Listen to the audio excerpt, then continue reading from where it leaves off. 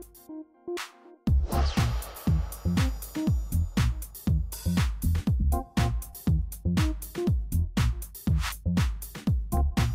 in Ibiza! You just got here, you missed your flight, didn't you? Yeah, I missed my flight last night. The Gatwick Express, not so express. It seems it kind of broke. But yeah, we just got here, hanging out. The weather is amazing. There's loads of movers and shakers. Yeah, this is like the Pioneer guy is walking by. If you're into Pioneer. Hi, Miss Pioneer. Hey. Right there. Everyone's dances. Everyone's around. So I like this cool. Cool. You've like smashed onto the scene, made your imprint. I'm like a hip young trendsetter on the and now you're like, messing about, leading the way. So like, I want to kind of go back and see like, where did you journey I guess it all started, I was just a kid, really. How did you get into music? I got into music through my parents. I started DJing when I was like 13, 14, and I worked at a record store.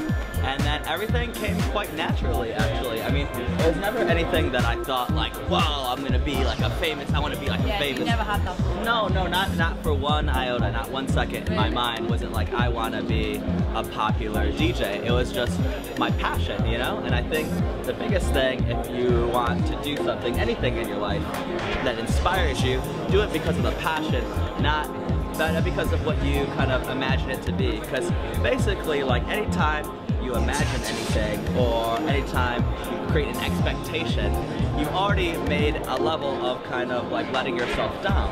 You know, you've already made this kind of like this stage to be disappointed, basically. So I never had any expectations for everything. So every day, I guess everything's always kind of like a surprise. Yeah, I know, it's like cool. I know. You're like, wait, like I'm sitting here with you, we're talking.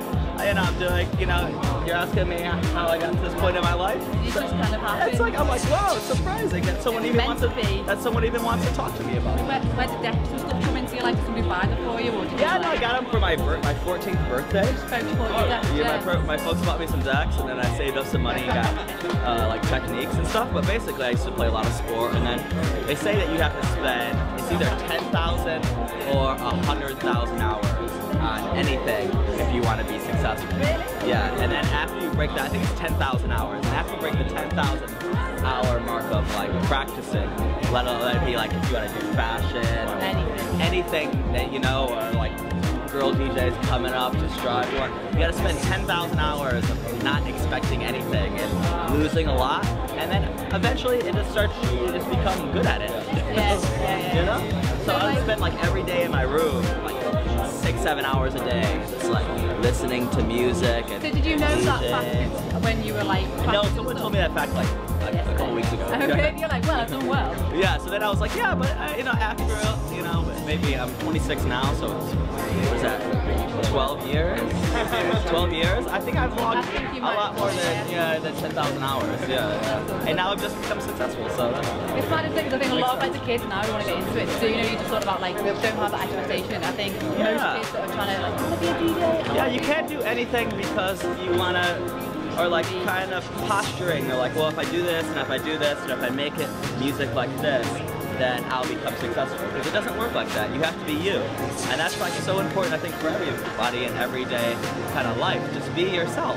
And when you're yourself, cool. It just happens. Life is cool. When you wear these specs, things just happen. Yeah, when you wear for the 40s. But that's just being myself, Yeah. I think in life, a lot of people forget like about the fact that like, I think we create these different roles and situations, with like kind of personal dynamics or whatever.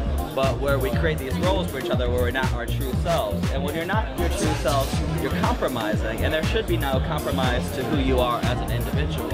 And as long as you follow that kind of light and you stay with that, then you can achieve anything. You always have that like strong self-belief from like where to go. Have you ever those days where you're like, I never had a plan B. I mean, I went to university, but I was always like, I went to school for graphic design and advertising. So that's why I kind of made like kind of good like, marketing sense. Yeah. Generally, I was just kind of like, this is what I'm gonna do. This is what I love. There's no like ifs, ands, or buts. It's like you just got out there and just kind of met the right people. Yeah, just went and hung out and had a good time. Really, just was nice to people and like chill.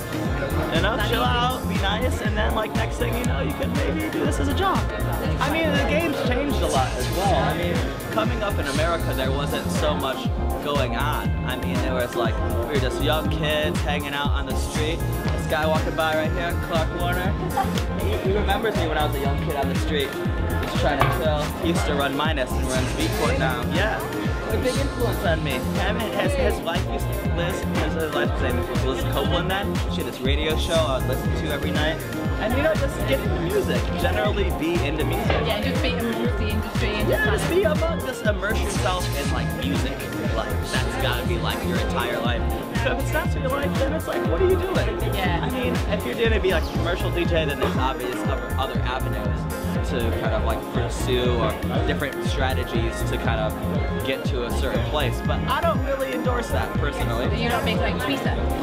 I just started tweeting. You just got down with the tweeters? Like literally like a couple months ago, and I feel it's a great place to complain. Yeah. I'm kind of a Larry David, you know? I'm like, yeah, you know, because Larry David also zero compromise. You gotta love that, you know?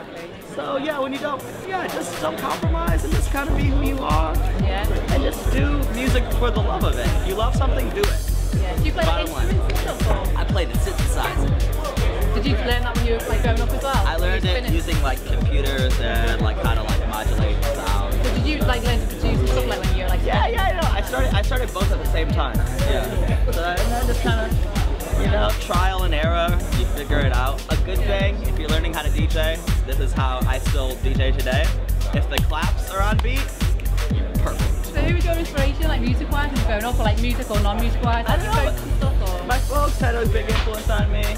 I was really into indie rock when I was like a kid a little bit, and then I don't know, I'm from Detroit, so I was really into Plastic Man. Yeah. Rich had like a huge. I mean, it's clearly amazing because now we're like work together on things and we're like peers, you know? Yeah, we're peers. But like, yeah, Rich I guess had the biggest influence on me growing up more than anyone, you know? I tell him that sometimes. I'm like, yo, Rich, we'll be out like some crazy festival. I'm like, thanks, dude. And he's like. That's it. I'm like, yeah. So like you moved to Berlin, didn't you? Is that where everything kind of I lived in London, but yeah, I moved to Berlin after I graduated college when I was like 22, and then I moved over to Europe with my best friend, and we were broke, and there was like 5 of us living on a couch, so we couldn't find an apartment, and and then you've been there too. We've all been there. Yeah. You know, like collecting change. Behind the sofa. You know, like trying to get a donor. You know, that you're gonna then split. But yeah, that's part of the you know, it keeps you grounded. Anything to say? New kids on the block, like, I don't want to do what you're doing. Kids on the street. Yeah. All the boys on the town. So what would you say? All the ladies, be yourself. All the single ladies, give me a call. No, I'm joking. Just kidding. Joke. Rewind. No. But just be yourself. Be yourself and do things because you love to do them, and that's the only reason you should do anything. If you don't like to do it, then don't do it. Yeah. Don't get a shit job that you hate and then do it. Have you ever had to like make note when you like scurrying around for coins and stuff? Did you have to get like a really? No, I would just rather scurry around for coins than like work in like a supermarket. Yeah, totally. Than have like to do something I didn't want to do. Yeah. So in your head, you're never like, I'm never gonna settle for like. No. I just rather like keep struggling and doing what I love than like do something I don't like to do, and like every day be like, oh god, Gotta make ends meet, man. I'm in a bad. No, ends will always be met. You know, you can figure out some way to meet ends, but you can't always be happy. So a lot of people don't let themselves be happy. They put themselves in these situations, and you're in this situation. Yeah, you put this stress, and you're like, oh, you gotta live up to these expectations of your parents, people. No, fuck that. You know, just be cool. Get on with it. Just get on with it. You're like, yo, this is what I like to do. It's like the Woody Allen movie. Whatever works. Whatever works. You know, whatever works for you. That's cool. Brilliant. Well, thank you so much. Thank you so much. Girls, go do it. Call him. Believe in yourself. Like, kind of like the Rocky Horror Picture Show movie. Don't dream it, be it. That's all I got to say. Thank you.